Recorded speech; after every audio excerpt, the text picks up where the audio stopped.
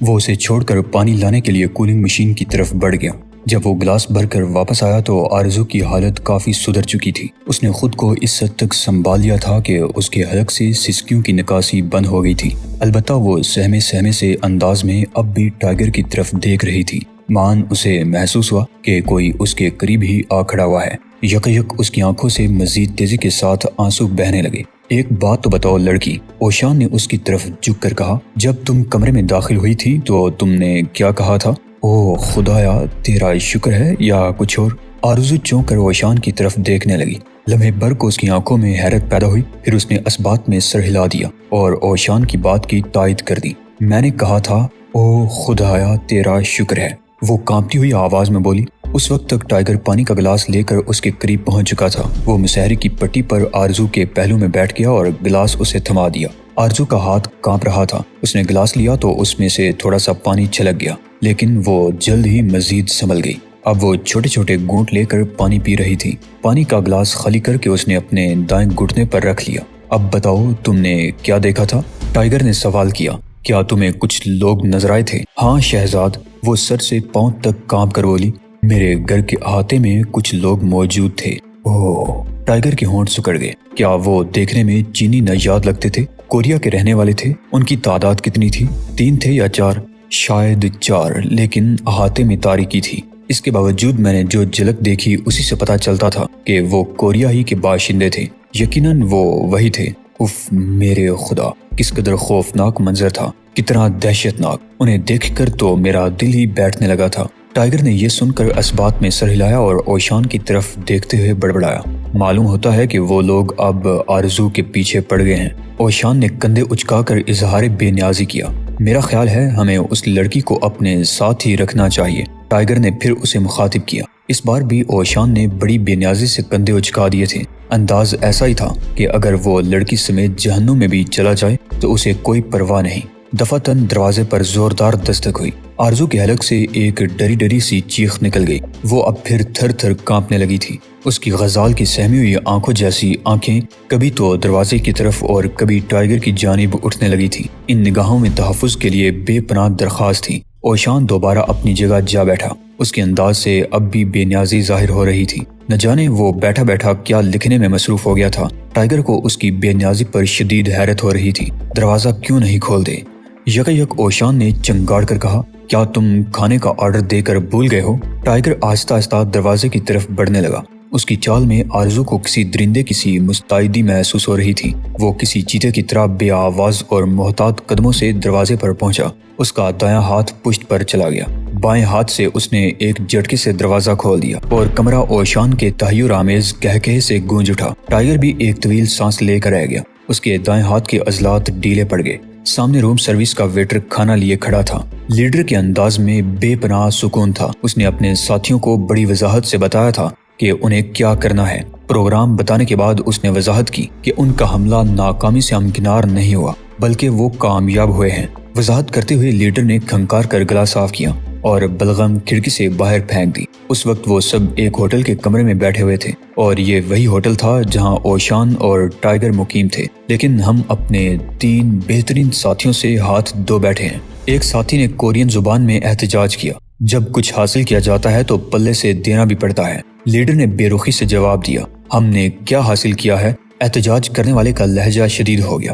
ہم نے تجربہ حاصل کیا، ہم نے سوجھ بوجھ حاصل کی۔ لیڈر نے سختی سے جواب دیا۔ یہ کہہ کر اس نے آنکھیں بند کر لیں، جیسے اپنے 3 ساتھیوں کی زندگی اور حاصل ہونے والے تجربے یا سوجھ بوجھ کا ذہنی میزان میں موازنہ کر رہا ہو۔ پھر اس نے آنکھیں کھولتے ہوئے کہا، جو کچھ ہوا ہے بے حد افسوسناک تھا، لیکن یہ ضروری تھا۔ کیا تم بتا سکتے ہو کہ اس سے ہم نے کیا سیکھا ہے؟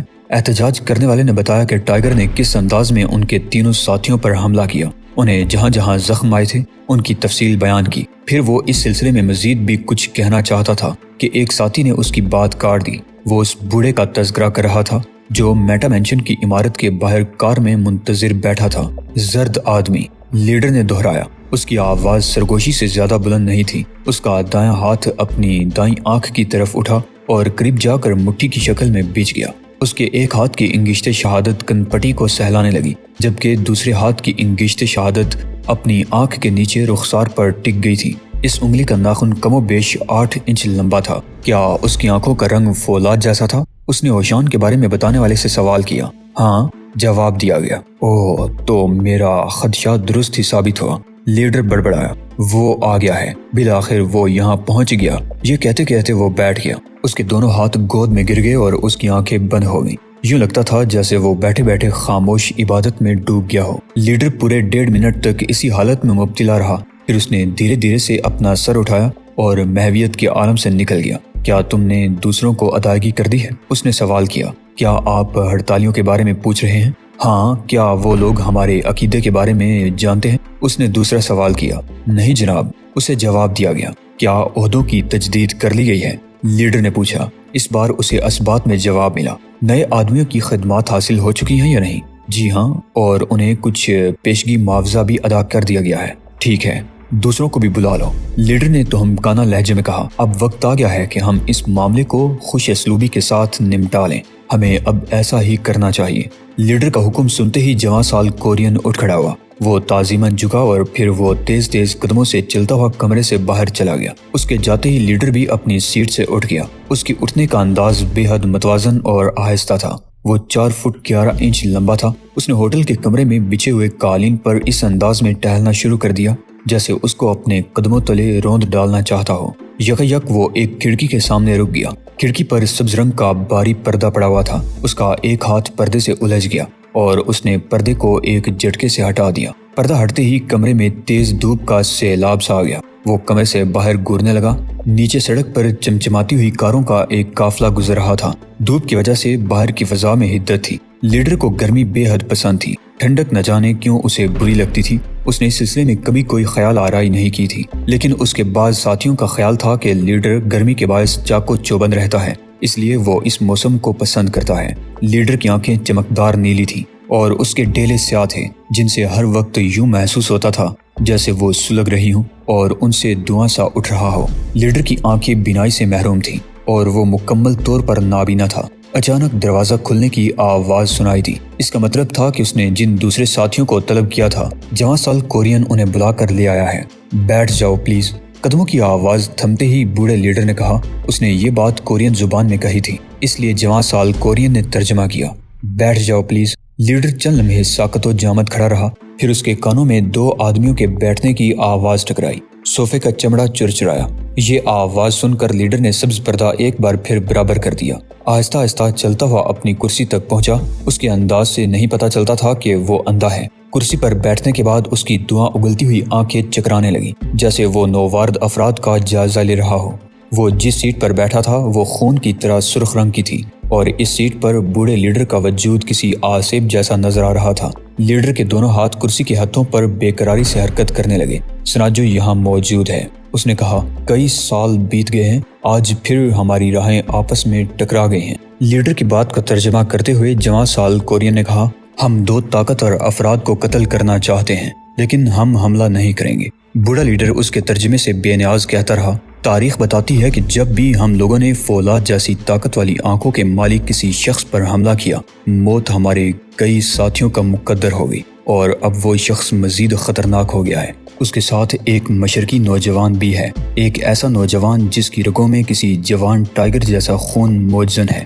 ہم حملہ نہیں کریں گے، مترجم نے کہا اور اپنے لیڈر کی ایک ایک بات کا منوان ترجمہ کیا۔ ہم علیحدگی اور تباہی کا اصول اپنائیں گے۔ اس بات پر بوڑھا لیڈر چوکنا ہو گیا کیونکہ اس نے رد عمل کے طور پر کسی کو کرسی میں پہلو بدلتے سن لیا تھا۔ اس سے کیا فرق پڑتا ہے؟ ایک آواز کمرے میں گونجی۔ انگریزی سے ناواقف ہونے کی وجہ سے لیڈر نے اپنے ساتھی سے ترجمہ سنا اور بولا، دانشمند ساتھی۔ دونوں پر بیک وقت دونوں طرف سے حملہ۔ یہ کہنے کے بعد وہ ہنس پڑا۔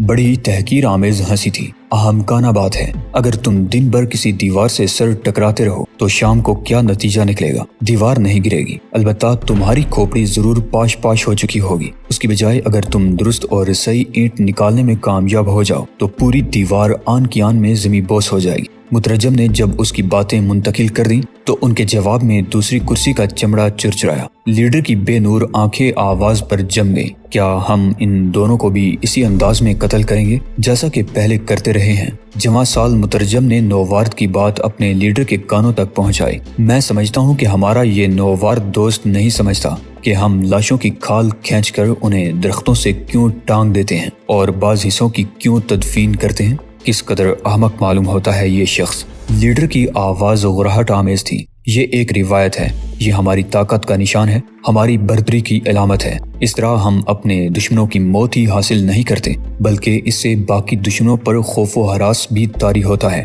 10 دشمنوں کو قتل کرنا اور 100 دشمنوں کو دہشت میں مبتلا کرنے میں بہت فرق ہوتا ہے۔ 100 دشمن دہشت زدہ ہو جائیں تو یہی سمجھنا چاہیے کہ ان کی نصف قوت ختم ہو گئی ہے۔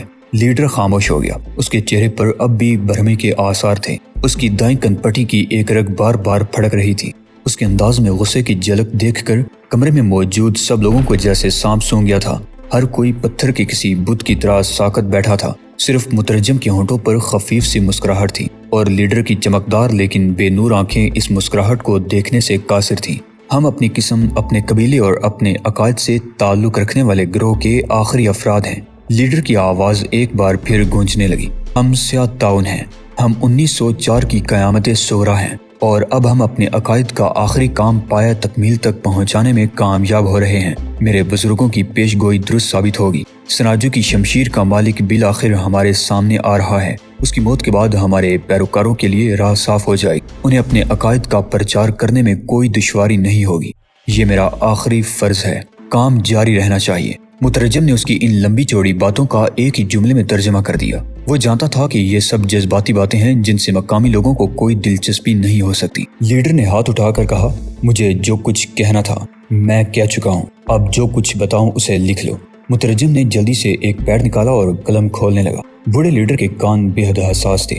اس نے جیسے ہی محسوس کیا کہ مترجم لکھنے کے لیے تیار ہو چکا ہے، وہ تیزی سے بولنے لگا۔ وہ مسلسل 10 منٹ تک بولتا رہا۔ یوں محسوس ہوتا تھا جیسے اس کے ذہن میں لاہے عمل مکمل تھا اور وہ اسے دہرا رہا ہو۔ بات پوری کر کے وہ بے نور آنکھوں سے اس سمت میں گھورنے لگا جہاں اس کا نائب کھڑا تھا۔ اپنے آدمیوں کو پوری طرح تیار کر لو، اس نے کورین زبان میں حکم دیا۔ چلو چلیں، مترجم نے کہا اور دروازے کی طرف بڑھ گیا۔ بوڑھا لیڈر کمرے کے وسط میں کھڑا ان کے قدموں کی آہٹیں سنتا رہا۔ دروازہ کھلنے کی آواز آئی اور پھر اسے آہستگی سے بند کر دیا گیا۔ اب وہ کمرے میں تنہا تھا۔ تنہائی کا احساس ہوتے ہی لیڈر ایک بار پھر اپنی کرسی کی طرف بڑھا اور پھر اس پر یوں گر گیا جیسے اس کا جسم نڈال ہو چکا ہو۔ وہ بہت بوڑھا تھا، اس کے اعصاب تھک چکے تھے، وہ ٹوٹ چکا تھا، لیکن اس نے کبھی اپنی کمزوری اپنے آدمیوں پر ظاہر نہیں ہونے دی تھی۔ وہ ان کے لیے ایک ناقابل تسخیر چٹان کی حیثیت رکھتا تھا۔ وہ اپنے آنے والے پیروکاروں سے دل برداشتہ تھا کیونکہ ان میں زمانے کی تبدیلیوں کے ساتھ ساتھ بہت سی تبدیلیاں پیدا ہو گئی تھیں، حتیٰ کہ ان میں سے بیشتر تو اپنی مادری زبان تک نہیں بولتے تھے۔ وہ دنیا کے ترقی یافتہ ممالک کی زبانیں بولنا باعث فخر تصور کرتے تھے۔ تب بوڑھے لیڈر کو پہلی بار احساس ہوا کہ وہ اپنے عقائد کا آخری آدمی ہے۔ وہ تنہا ہے، اس کی قوتیں اور اس کی توانائیاں بکھر گئی ہیں۔ اب صرف ماضی کی روایات اور ان کی یادیں ہی باقی رہ گئی تھیں، بلکہ صرف ایک روایت باقی رہ گئی تھی، مرگ انتہا۔ وہ اس آخری روایت کو بھی پورا کر دینا چاہتا تھا کیونکہ وہ آخری آدمی تھا اور یہ مرگ انتہا اس شخص کے لیے لکھی گئی تھی جس کا نام وہ نہیں جانتا تھا، حالانکہ اس کی ہر خصوصیت سے اسے مکمل آگاہی تھی۔ سناجو کی شمشیر کا مالک۔ سوچوں میں ڈوبے ڈوبے وہ یک چونک پڑا۔ اس کے اعصاب پر شدید دباؤ تھا۔ کرسی پر بیٹھے بیٹھے اسے سکون کا احساس نہ ہوا تو وہ اٹھ کھڑا ہوا۔ وہ آہستہ آہستہ کمرے کے اس دروازے کی طرف بڑھنے لگا جو خوابگاہ میں کھلتا تھا۔ بستر تک پہنچنے میں اسے کوئی دشواری نہیں ہوئی۔ وہ بستر پر لیٹ گیا۔ اس کا جسم کمزور تھا لیکن ڈھیلے ڈالے جسم میں بجلیاں پوشیدہ تھیں، ایسی بجلیاں جن کا کنٹرول براہ راست شیطان کے ہاتھ میں تھا۔ روایت پسند بوڑھا چھت کی طرف گھورنے لگا۔ اس کی بے نور آنکھوں میں کانچ کی گولیوں جیسی چمک تھی۔ اس کا ذہن ماضی کی یادوں سے غبار آلود ہونے لگا تھا۔ اسے اپنے گاؤں کی یاد آ رہی تھی۔ اسے سونے سے بھرے ہوئے وہ معبد یاد آ رہے تھے جہاں لوگ دیوتا کو بھیٹ دینے کے لیے آتے تھے۔ اسے اپنا استاد یاد آ رہا تھا جو مرتے وقت اسے وعدہ لے رہا تھا کہ اسے مرگ انتہا کی تکمیل کرنی ہے۔